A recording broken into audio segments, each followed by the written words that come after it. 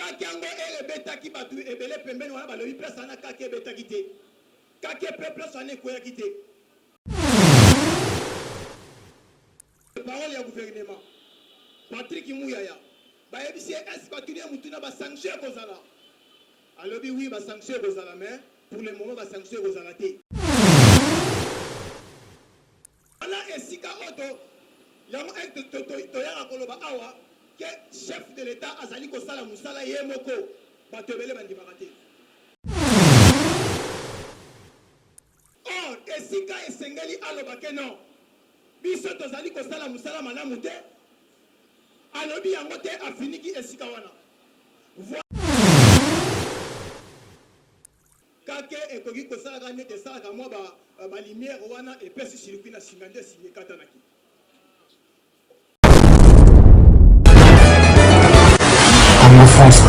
Nini kable wana ekweya na seti ekomaki na niveau wana alobi kable wana ezali ya baoyo ya bainga wana elekana ezali kable oyo totiaka na se ya sineli te baoyo te. Alors eza nde kake nde ekweyaki esika wana yango tomonaki singa mbala moko ekweyi. Journaliste atuni ye mutuna kake yango ebetaki batu ebele pembeni wana balobi place wana kake ebetaki te kake pe place wana ekweyaki te. Sikoyo wana utaki wabiseke bino nde botindaki yango idepese viva alobi te kake ekoki kosalaka nete esalaka mwa balimiere wana epesi circuit na singa nde singa ekatanaki. Or esika esengeli aloba ke non biso tozali kosala musala malamu te alobi yango te afiniki esika wana. Voilà esika oto yango toyaka koloba awa que chef de l'État azali kosala musala ye moko bato ebele bandimaka te. Mais question oyo batunaki ministre porte-parole ya gouvernement Patrick Mouyaya bayebisi est-ce batuni mutuna ba sanction kozala alobi oui ba sanction kozala mais pour le moment ba sanction kozala te. Il est pesé vivant donc bango moko nde na yeko comprendre bango nyonso bazaka lolenge moko. Alors na kei na este ya mboka na biso côté oyo chef de l'État azu akitisi motema na ye po te kimia ekota na mboka mobimba pe batu nyonso oyo bazali na insécurité na este kimia ezala malgré bandoki ya mboka bazali te kolakisa nyonso wana ya malamu nde tomoni na mokolo ya lobi bandeko eza pasi yango pe tozali komona lelo ekiteli biso voir même ne tozali awa na kati ya parti biso na biso bakongole tozolingana te ekiteli biso na kati ya mboka na biso bekolo nyonso biso na biso tozali kolingana te tokokende ti wapi ekomi ba ekolo oyo boye ekomi ba oyo boye ba oyo bazwi pouvoir ekomi nde bango tokei na este ya mboka nazali kolanda ndenge oyo gouverneur militaire Johnny Luboya azali koexplike alobi bauti kokanga 10 mama idepesi viva bakangi bamama 10 bamama wana batiaka manduki na babiloko na bango ya zamba nayebi te na bamboka babiloko bamemaka batiaka mosu na mokonga mosu na motu bake zamba batiaka nde manduki kuna bakei kopesa bandeko na bango ya mibali po baboma baninga na bango baiturier idepesi viva toke wapi tokomi wapi. Le gouverneur militaire alobi boye baction oyo ezali kosalama na Kodeko bakodeko bazali bana mboka makambo bazali kosala eleki ba ADF po bango bazali wana mpona kosala nini baye babomi baninga na bango idepesi viva nde batiaki bamama wana maboko na manduki na bango oyo bakendaka kofinanse bandeko na bango ya mibali mpo baboma bakongole. Siko nyonso wana biso na awa na kapitale tozoyeba yango te tozotala kaka bokolala boye babimiseli bino dossier moko boye bino nyonso bomipesi kuna or makambo ya makasi ezali koleka kuna tozomona te idepesi viva yango nazosenga totiaka priere na chef de l'État Faci po nyonso oyo ezali nini ezali blocage d'abord ya baminere na biso oyo bandaki kobima na désordre na Rwanda Paix na Ouganda. Ex-chef de l'État a eu pas question. Exploitation matière première et les sociétés. Qui n'a nouvel ordre. Ne akoya ko seni to mona ki chef de l'État a sengi na Chine faut to renégocier. Soki olingi oye to négocier, soki te okei na yo. Yango to moni Union européenne na nzela ya France Belgique ba simbi mutu. Il ne peut te vivre. Mais là quand to koyeba bango ba simba ka mutu ya pamba te. Bazali ko multiplier ba effort le lengeni ne sengeli ba sala. Mais biso étant que ba congolais premier pays en Afrique. Oyo to yebi nzambe makasi to sambela makasi malgré souffrance ezali. To continuer ko fournir ba effort ya ko bondela makasi ko chef de l'État na bisambo. Pongane na zabo ya vana lala. Place nyonso nazali na bandaka na ko remercier chef de l'État pe ko chaye loboko na nga nguya. Il devait de vivre. Pour ça chef de l'État Fati Beton. Bandeko mboka oyo ya biso soki lelo Fati azali te. Ba étranger wana ba Rwandais d'abord nan bakete. Bazali nan bakete. Na ba entreprise ya l'État, na ba société ya l'État, bazali batwana nan bakete. Siko soki Fati azate. Mais business unité. Nani akola mukali suso ya ko bunda komane to telemi boy. Peut-être vous allez to ko yako tema suso te poto ko banga. Il est peut vivre. Poto ko zala lisus na leader mon côté. Oya ko telema pour appeler sa biso motivation. A vous allez. Peut-être zo mona ngo même na kati ya parti. Ba oye sengeli bazala ba leader lobby e facha ko zala te ba traître. Bazali ko ya pona bentere na bango. Yango na zolo bato multiplier ba effort ya kotia Fati na mabondeli po ye azala wana titolonga banguna ya mboka soki te peut-être ne to telema ka boka biso ba msusu na kolo bakena na longo na capital na kimi na ngo na ke fanda na mboka po awa ba ko banda ko luka biso ta ka ba faso déjà ba yebi yango il est petit vivant. Merci beaucoup pour la citer na moni président Lola Zali wana na monaki Fatube béton, aigle de père et de mère. Tobetana maboko makasi pona mokonzi mboka. Tobeta maboko. Merci chers combattants, Nzambe asepeli kopesa biso tongo malamu. Totelemaka toujours biso ba défenseur ya RDC. Biso batu to dévoilaka tous les secrets. Ya malamu na ya mabe. Seulement celui des pes. To bandiango lelo tegeno po tozana pouvoir. Un régime nyonso ya ba médiocre o passé. Biso toujours tozala côté le melabango ezana moko o to bangaki te.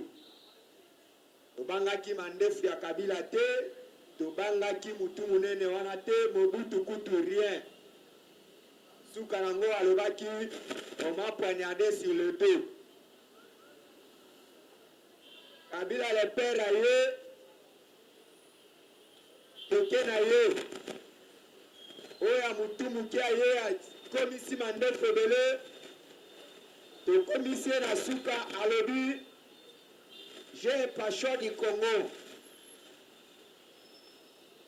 J'ai une passion du Congo. Passion ya Rwanda azalaki na ngote azalaki na passion ya nini ya Congo. Mais Soukarango azali banda toujours l'UDPS. Ezalaki batu ya ba parti malade te. Même il y avait les individus. Kati na biso oyo bandako kezwa mbongo alobi ke non soki nga mpenza bozwi ngai neti satonge boyebi ye neti ndundu mosusu boyebi ye oyo alobaki ke non soki nga ozwi ngai lidepese kozala par terre me nzoka te badeboshe ye Kabila azomona toujours lidepese esa nini ezovibre abeta ye kutu na bagifle abi me yo le ba ke non soki nga nazwi yo idepese kozala par terre me nga nazwi yo toujours parti wana ezovibre bato wana bato bakomisi biso na situation oyo tokozana esengo ata ya mutu moko te nganga wana nde mutu akomisi biso boye na kati ya idepese yo banda koseme badesordre baona bao bayokana te ona oyo toyokana te mais na pouvoir na position tozalaki mutu moko tozwi pouvoir yo bandi kosala politique ya diviser pour mieux régner eyebaki oyo eza idps okolonga biso te tokosala nini tokolonga yo.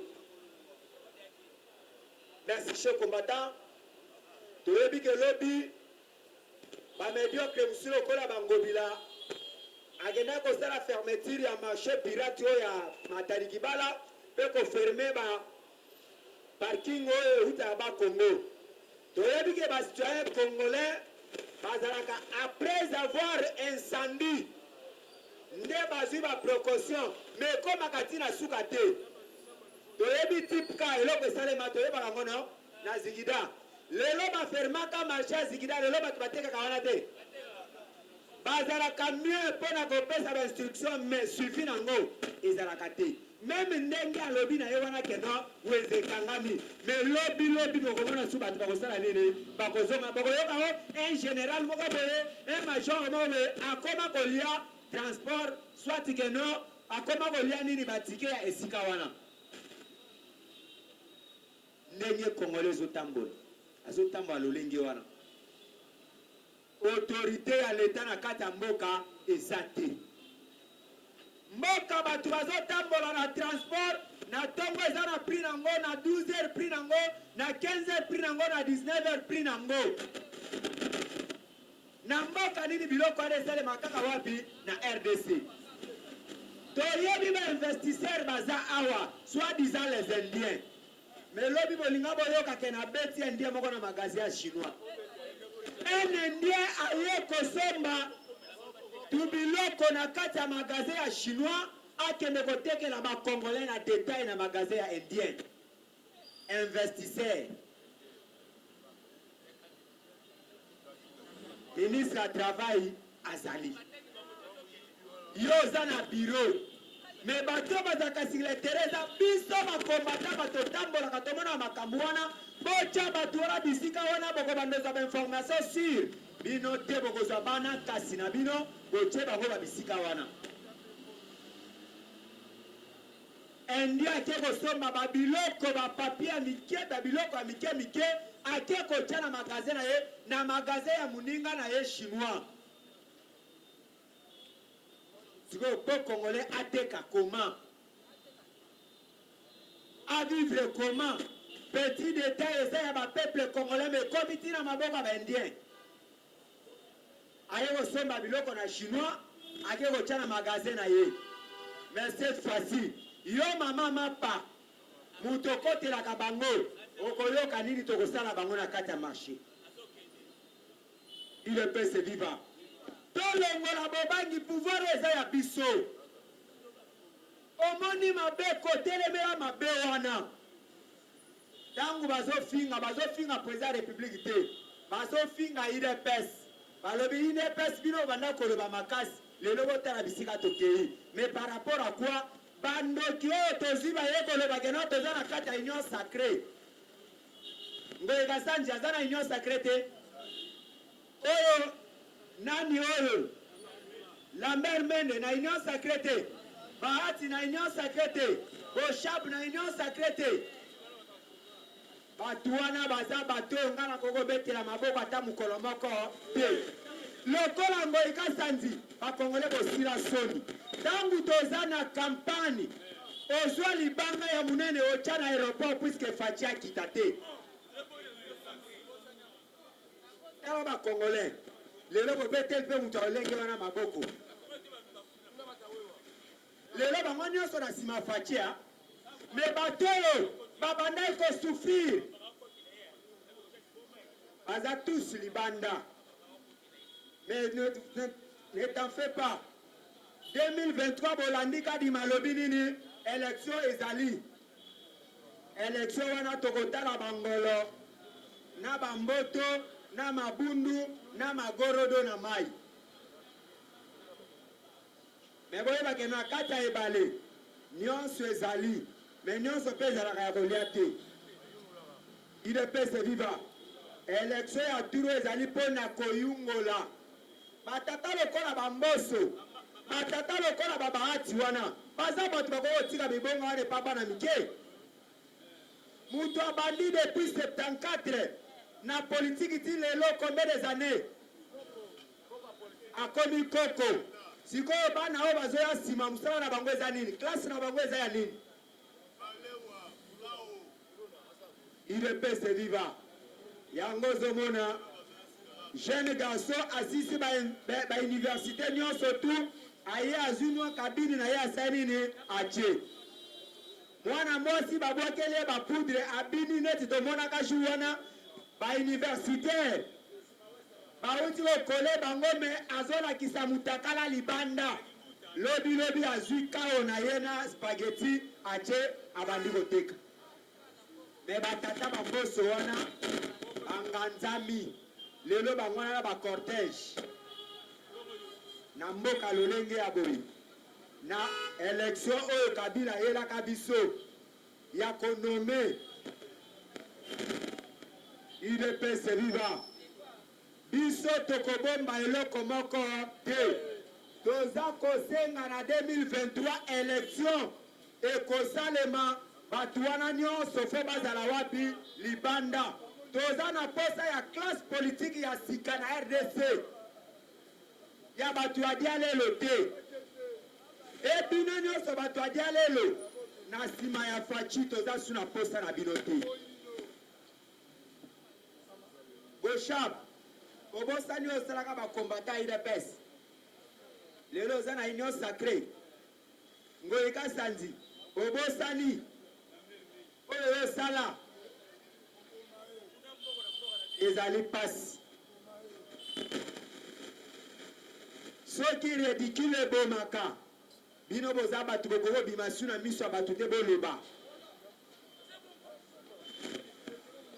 merci mais toyebaka moko alobaka keno on ne peut pas nous intimider mais lelo aza na libulu ya kobatama bino mpe boreni ata mwa moke me faci ndenge aza wana aza scrap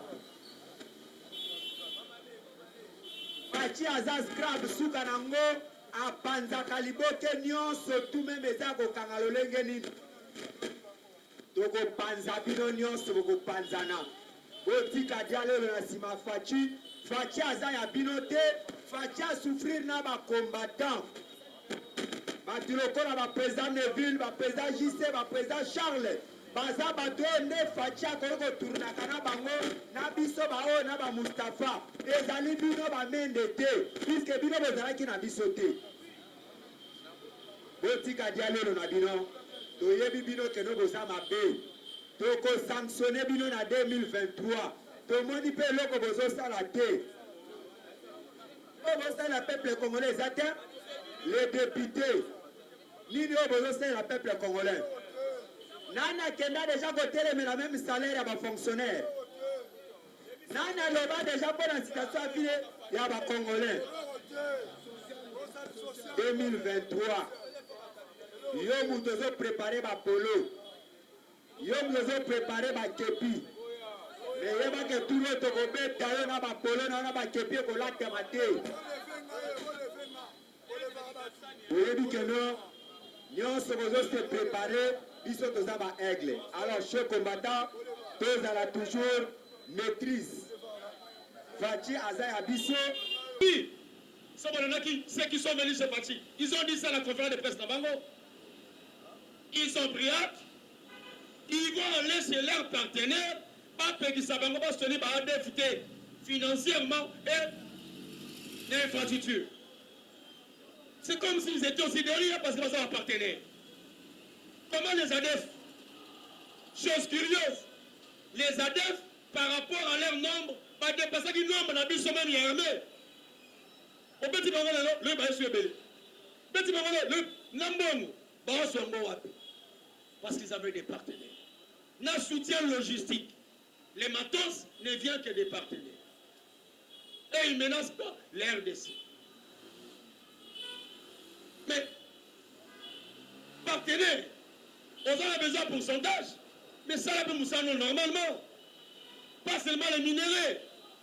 Mais il y a, moi j'ai même mon président, tout terminal ma minéraux, totonga na bilanga totika sous-sol tozala na sol tokomana ba minéraux parce que minéraux yango toi na jalousie envers le monde par rapport à minéraux. Les gens aiment notre sous-sol par rapport à notre sol. Mais notre sol donne aussi des choses. Et puis ça va bien en relire. Notre sol, à part le sous-sol. Notre flore, notre faune donne aussi de l'argent. Pourquoi vous avez à Bilanga? Chine et comment vous partir à Bilanga? Allemagne, il y a de grandes puissances, par comment vous partir à l'agriculture. Colonna. La Colombie, je n'en disconviens pas parce que par rapport à la cocaïne, par rapport à la drogue, mais par l'eau, on a diamba. Ils sont dans l'idée de diamant, or, cobalt, coltan. Par exemple, tout est dans le diamant, coltan, tout le monde dans le bilanga. Pour reboiser notre forêt, la forêt Mayom. Parce que Moutou et Moukou s'invitent à Texara, c'était la forêt à Mayom. Pas déboiser la forêt à Mayom. Cette forêt à Mayombe, Congo, Brazzaville, Congo, Kinshasa, Angola, on a déboisé la forêt. Il est baissé vivant. Oui, Bazong, c'est la sol, Batikana, nous sous-sol.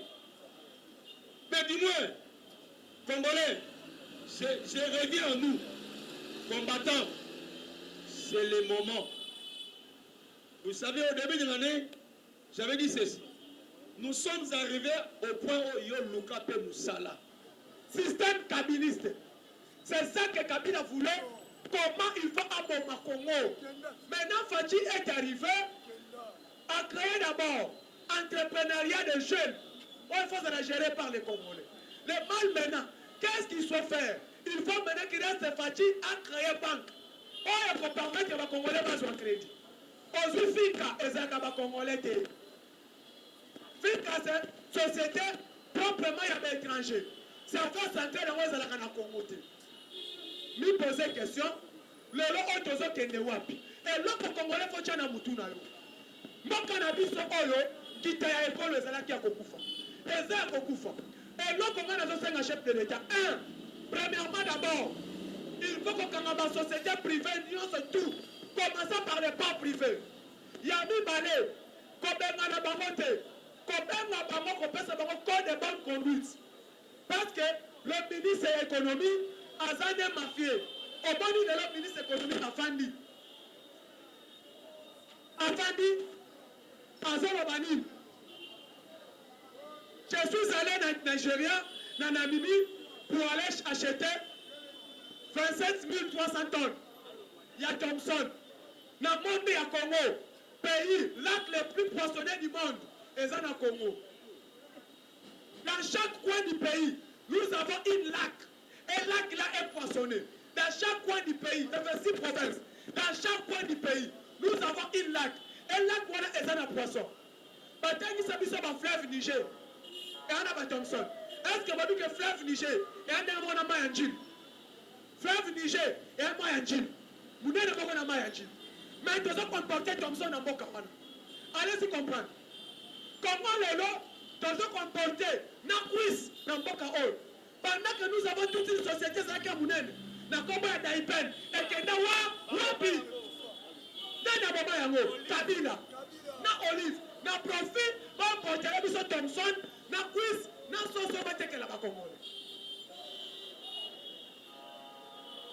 Aujourd'hui, dans notre pays, on avait une grande société.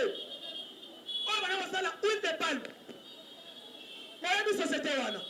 Baboma yango a profit de société à huile.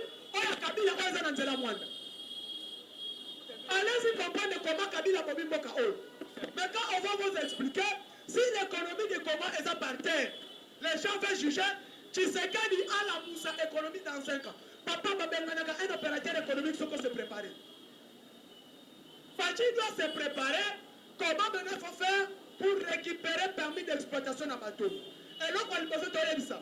Ministre à portefeuille, Madame Adèle Païna. C'est là nous sommes et là comme loi. Quand on s'est transformé d'établissement public commercial au cabinet transformé qui est une société commerciale, aux hommes qui sont en établissement étatique de l'État. On a dit qu'ils ont un onatra. Quand on a onatra Mobimba. Mimba ezonga bimba ezonga mobimba. Titre foncier ya bimba ezonga nyonso.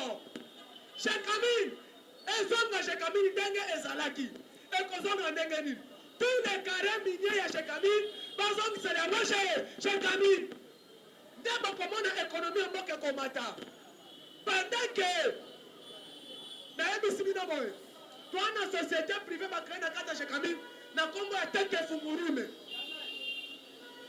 Teke fungurume eza société ya baaméricain. Le teke fungurume aucun ministre mine à côté de la société wana.